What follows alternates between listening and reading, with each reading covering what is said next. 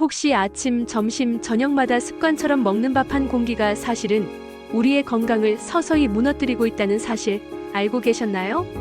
한국인에게 밥은 단순한 음식이 아니라 삶의 중심입니다. 밥 먹었냐? 라는 말이 인사로 자리 잡을 만큼 우리는 쌀밥과 함께 살아왔습니다. 하지만 바로 그 밥, 특히 흰쌀밥은 생각보다 훨씬 위험한 함정을 숨기고 있습니다. 매일 먹는 밥 한 공기가 우리의 혈관을 병들게 하고 몸을 망가뜨리며 결국 생명을 단축시킬 수도 있는 것입니다.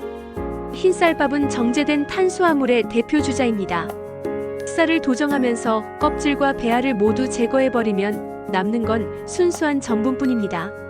이 과정에서 식이섬유, 비타민, 미네랄 같은 중요한 영양소는 대부분 사라지고 우리 몸에는 단순히 빠르게 흡수되는 당분만 남게 됩니다.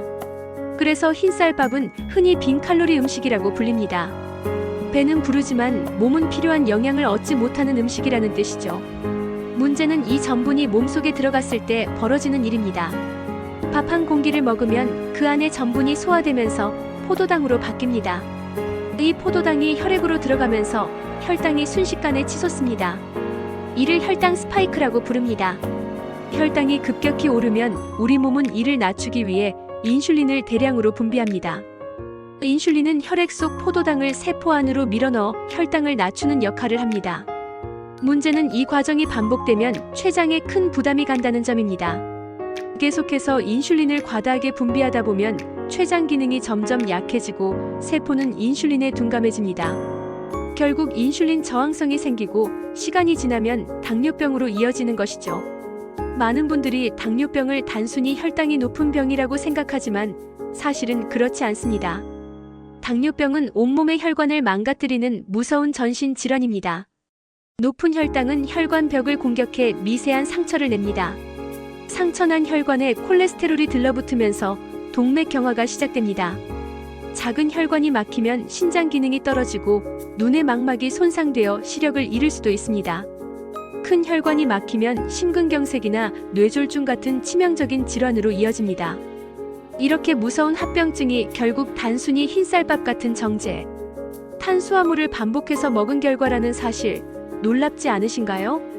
실제로 아시아인에게 당뇨병이 많은 이유 중 하나가 바로 이 밥 중심 식단이라는 연구 결과도 있습니다.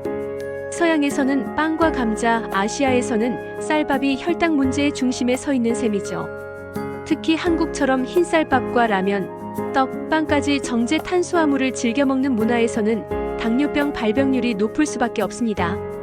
밥의 문제는 혈당만이 아닙니다. 흰쌀밥을 과다하게 먹으면 남은 포도당이 지방으로 전환됩니다.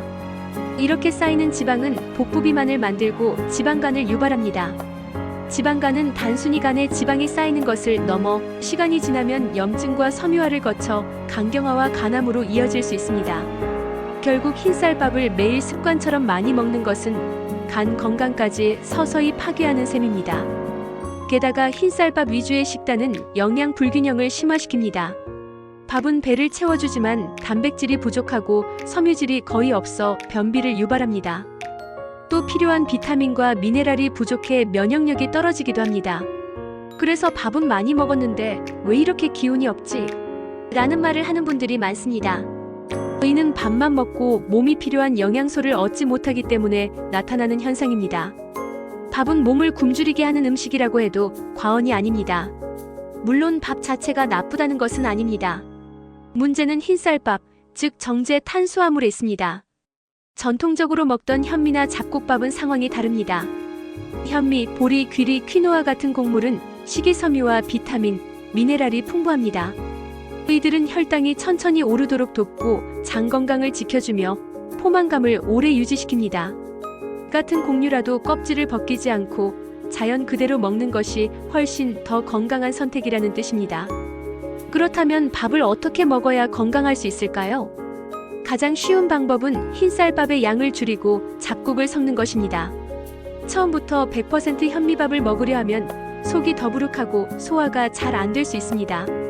그래서 처음에는 흰쌀에 현미를 30% 정도만 섞어 시작하는 것이 좋습니다. 점차 비율을 늘려가면 몸도 적응하고 건강도 지킬 수 있습니다. 그리고 반드시 채소와 단백질을 함께 먹어야 합니다. 채소에 들어있는 섬유질은 혈당이 급격히 오르는 것을 막아주고 단백질은 인슐린 분비를 안정적으로 유지하는 데 도움을 줍니다. 또 하나 중요한 습관은 밥을 먹는 순서입니다. 밥을 먼저 먹기보다 채소나 국을 먼저 먹고 단백질 반찬을 먹은 뒤에 밥을 마지막에 조금 먹는 방식입니다. 이렇게 하면 혈당이 천천히 올라가고 포만감이 오래 유지됩니다. 늦은 밤에 밥을 먹는 습관은 반드시 고쳐야 합니다. 밤에는 활동량이 적어 포도당이 에너지로 쓰이지 않고 지방으로 저장되기 때문입니다. 결국 늦은 밤에 밥 한 공기는 지방 덩어리로 변해 우리 몸에 쌓이게 됩니다. 여기서 한 가지 더 짚고 넘어가야 할 점은 밥을 대신하는 음식들도 함정이 많다는 것입니다.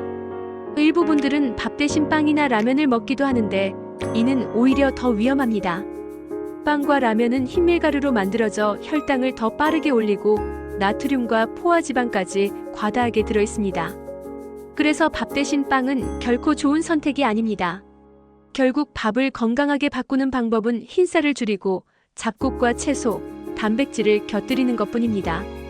물론 잡곡밥에도 단점은 있습니다. 현미나 보리는 소화가 잘 안 돼서 위장이 약한 분들에게는 부담이 될 수 있습니다. 그래서 급하게 100% 잡곡으로 바꾸면 소화불량이나 복부팽만을 느낄 수 있습니다. 따라서 식습관을 바꿀 때는 반드시 천천히, 단계적으로 진행해야 합니다. 또 당뇨 환자의 경우 곡류 섭취량을 무작정 늘리기보다 혈당 체크와 함께 조절해야 합니다. 건강식도 과하면 오히려 해가 될 수 있기 때문입니다.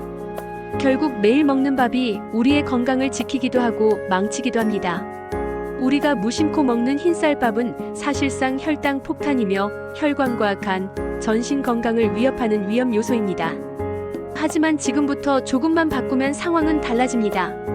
흰쌀밥 대신 잡곡을 섞고 채소와 단백질을 늘리고 밥 양을 줄이는 것. 오늘 저녁 한 끼의 작은 선택이 내일의 건강을 지킬 수 있는 강력한 무기가 될 수 있습니다. 매일 먹는 밥이 사실은 당신을 죽이고 있다는 사실, 이제 아셨나요? 하지만 두려워할 필요는 없습니다. 밥상을 조금만 바꾸면 혈관을 지킬 수 있고 당뇨와 비만, 심장병을 예방할 수 있습니다. 지금 바로 흰쌀밥 대신 현미를 조금만 섞어보세요. 그것이 여러분의 수명을 지키는 가장 쉬운 첫걸음입니다. 오늘 영상이 도움이 되셨다면 좋아요 눌러주시고 앞으로도 건강을 지키는 생활 습관과 꼭 필요한 정보를 받아보시려면 구독도 꼭 부탁드립니다. 여러분의 건강한 내일을 끝까지 응원하겠습니다.